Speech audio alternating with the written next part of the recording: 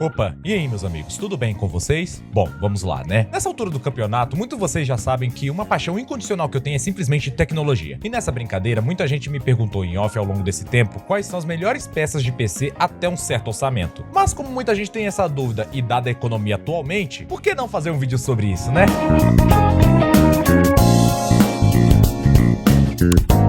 Bom, como vocês viram na intro, isso é uma pergunta muito ampla e eu quero ser direto ao assunto. Então eu perguntei lá no Twitter sobre e bem, parece que vocês gostaram da ideia.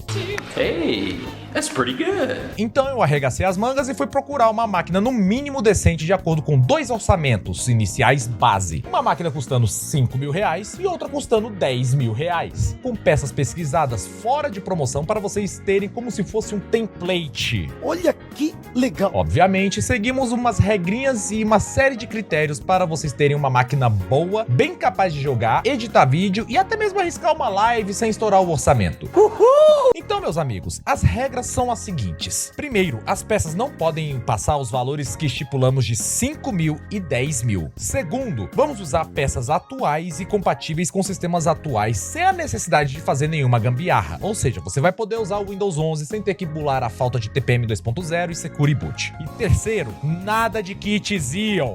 Mas Rick, por que não pode que diziam? 5K é muito caro. Amigo, você quer um PC que presta ou um lixo eletrônico chinês? Como eu falei, vamos montar o melhor PC possível com peças atuais sem passar do orçamento. Usem isso como template. Em promoções vocês podem mudar uma peça ou outra. A nossa pesquisa foi feita em março de 2026 e a plataforma que usamos foi a meupc.net e o link de todas as máquinas e suas variações estão na descrição. Então, vamos montar um PC?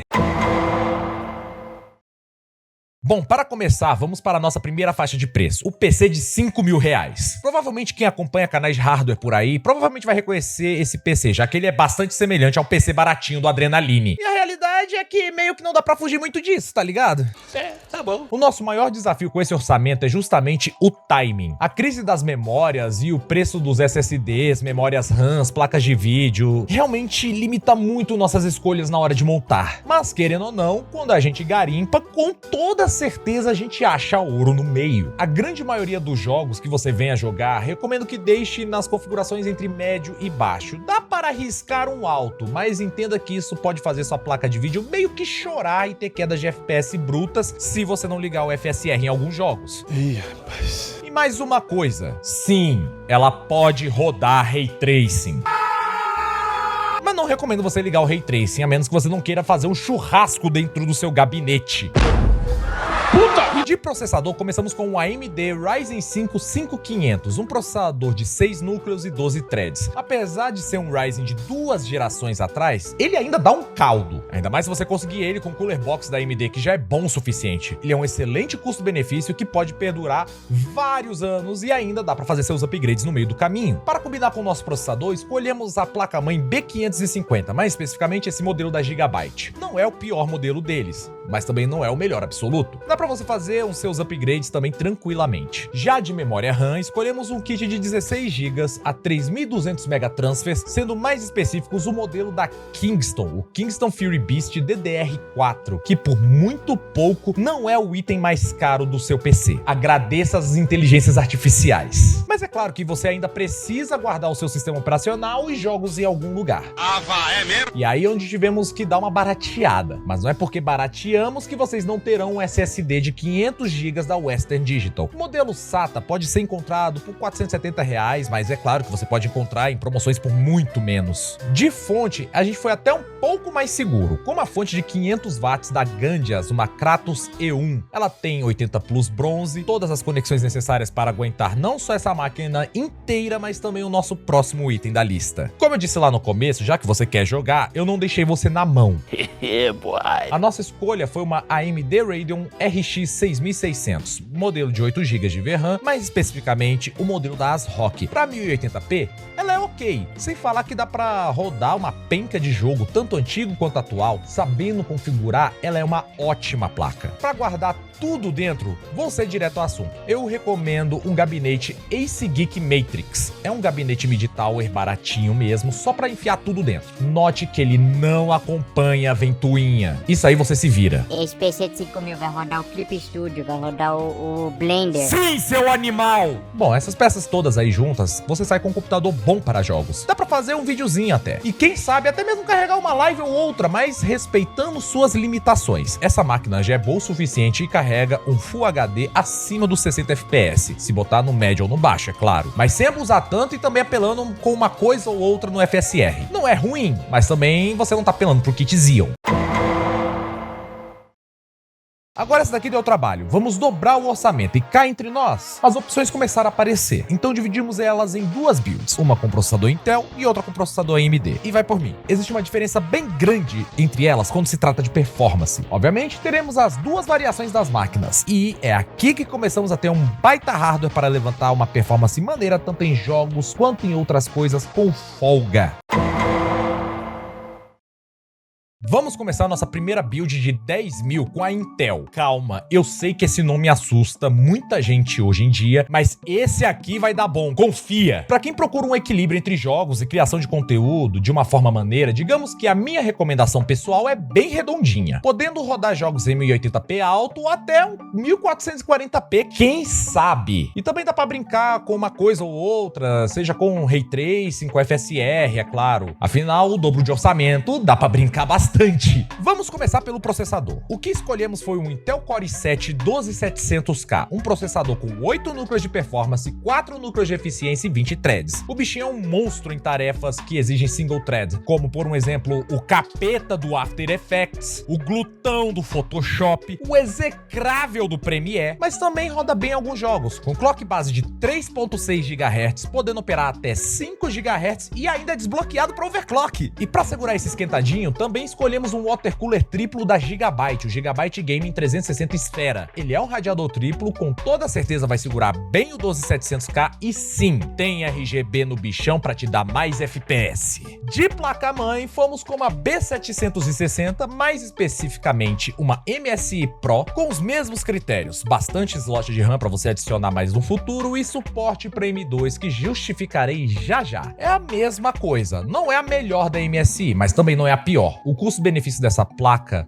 é legal, basta você cuidar bem. E falando em memórias, vamos de 16 GB de RAM, mais especificamente o kit Corsair Vengeance LPX, um kit DDR4 que roda 3200 megatransfers. Importante falar que como se trata de um 12700K e DDR4, melhor não passar dos 3200 megatransfers, pois pode fritar as memórias. Isso aí não é legal. De SSD, já entramos nos queridinhos SSDs NVMe, um Kingston NV1 de 1 TB. Bastante espaço, não tem confusão de cabo, é só colocar na placa, parafusar e ser feliz. De placa de vídeo, pode parecer meio controversa a escolha, mas a AMD Radeon 9060 XT com 16 GB de VRAM, mais especificamente o modelo da XFX, o Swift, é uma escolha bastante sólida na minha opinião. Vide que o desempenho bruto das placas AMD simplesmente são competitivas o suficiente, podendo até bater a concorrência sem a necessidade de FSR ou DLSS em alguns casos. E colocando 16 GB de VRAM no páreo, dá para jogar os jogos mais modernos sem se preocupar muito com engasgos, já que 8 GB de VRAM em 2026 não é a melhor coisa do mundo, se é que você me entende.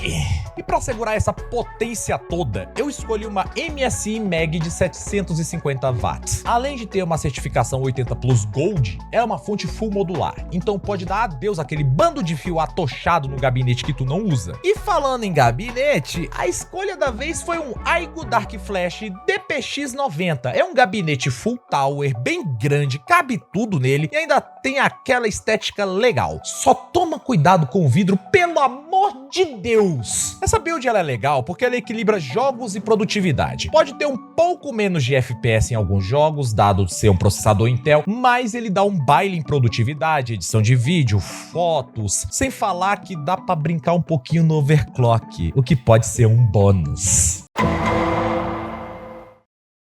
Agora, essa daqui foi uma discussão muito intensa quando eu e meus amigos fomos montar, porque a AMD não é muito fácil. Afinal, quando se trata em fazer processador bom, a AMD simplesmente tem uma penca de opção que ficou até difícil de chegar num consenso. Então eu pensei nessa build aqui em específico para alguém que quer aproveitar o máximo da AMD e quem sabe também fazer umas lives. Water cooler, fonte, gabinete, SSD, memórias RAM são as mesmas que a nossa máquina Intel, ou seja, ainda ficamos com o Gigabyte Gaming 360 Esfera Primavera RGB de water cooler, 16 GB de RAM DDR4 da Corsair 3200 MT, 1 TB de SSD Kingston NV1, uma MSI Mag 750W de fonte e um Aigo Dark Flash DPX90 de gabinete. Mas a diferença estão nos outros componentes. Para quem não abre mão de performance bruta e tá cagando pra arquitetura híbrida da Intel, nós escolhemos o Ryzen 7 5700. É um processador de 8 núcleos, 16 threads, bastante competente, bastante rápido, bate o Intel em vários cenários, em diversos jogos, apesar de perder quando se trata em produtividade, mas a diferença é quase imperceptível. De placa-mãe, escolhemos uma Gigabyte B550M Aorus Elite, que posso arriscar dizer que é uma das melhores placas custo-benefício pro socket AM4. Sem mais delongas. Mas agora, essa parte foi a que deu briga entre eu e meus amigos. Não vou indicar uma placa de vídeo pra vocês. Eu vou indicar duas. Quem prestou atenção lá na nossa build da Intel sabe da gloriosa RX 9060 XT de 16. Simplesmente um monstro de placa. Não vou alongar porque não gosto de me repetir. Mas agora, a segunda indicação, por mais que eu odeie falar isso e admitir, estamos falando da GeForce RTX 5060 Ti de 16 GB.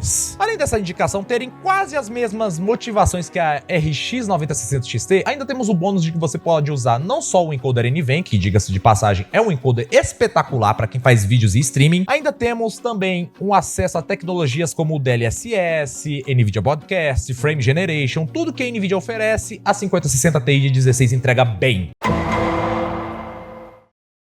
Bom, se podemos mencionar algumas menções honrosas, digamos assim, algumas adaptações das builds podem sim ser feitas, como por um exemplo a build da Intel tirar a 9060 XT e colocar uma 5060 Ti de 8 GB, ou uma Intel Arc B580, que por mais que seja estreante, a Intel tá mandando bem em placa de vídeo, apesar de que não roda Crimson Desert, por um exemplo, né? Opa, Rick da edição aqui, só pra avisar uma coisinha, os desenvolvedores de Crimson Desert meio que deram pra trás na parada que eles falaram sobre rodar na Arc, né? E agora parece que o Crimson Desert, sim, está otimizado para rodar nas Intel Arc. Agora, se quiser substituir algo, por exemplo, na build da AMD, temos também a RX 7700 XT de 12 GB, para quem quiser dar uma barateada na placa de vídeo e subir o processador para um 5700X. São opções muito bem válidas e muito sólidas. Obviamente, eu recomendo esperar em promoções. Essa lista, eu espero que vocês levem mais de conta que isso é apenas um template, algo para vocês anotarem no seu caderninho e pensar, quem sabe comprar numa Black Friday, por um exemplo, ou em uma promoção aleatória por aí. Mas o certo é garimpar. Se esse vídeo te esclareceu algumas dúvidas, ou se você tem algo a acrescentar, o campo de comentários é todo seu aí embaixo. Link das builds estão na descrição do vídeo. Não se esqueça de curtir, se inscrever e, quem sabe, até passar esse vídeo para aquele seu amigo indeciso que não sabe o que escolher nesse mar de hardware. E falou!